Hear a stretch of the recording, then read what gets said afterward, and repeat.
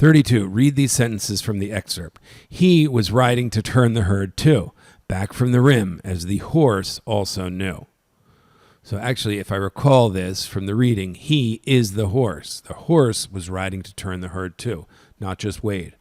It was Peroxide Jim's, according to Wade, for not by word or by touch or hand or of knee had the horse been directed in the run. So basically, Wade did not force the horse took over. And the horse won the race against the white steer at the head of the herd. So what's going on here? The horse is doing what has to be done. The horse is saving the day. So how do these sentences develop a central idea of the excerpt? I think that's the idea. The horse is the hero. The horse is the one who knew what to do. So let's see which answer might suggest that. E. They suggest that Wade would have been unable to save the herd without Peroxide Jim. Okay, this is a dicey one. A lot of students are going to be tempted by this one. Would Wade have been unable to save the herd without the help of Peroxide Jim? Peroxide Jim did save the herd. That's true. Is it a valid conclusion to say the opposite? Without Peroxide Jim, the herd would not have been saved. Logically, that's not a valid inference. So this cannot be the answer to the question E. I know it seems plausible, and a lot of you are going to want to say, well, of course, that must be the case, but we just don't know that. That is logically not valid. F, they imply that Wade spent many hours training Peroxide Jim to herd cattle. We just don't know that, right? The only thing we know is Peroxide Jim knows the cattle business. We don't know how he knows the cattle business. It never said in the text. They never talked about hours of training.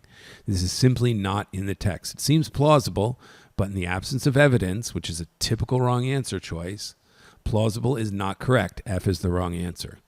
G, they show that Peroxide Jim was able to understand a situation and take action. Yes, Peroxide Jim knew immediately he had to outrun the herd. It wasn't Wade forcing him to with the reins.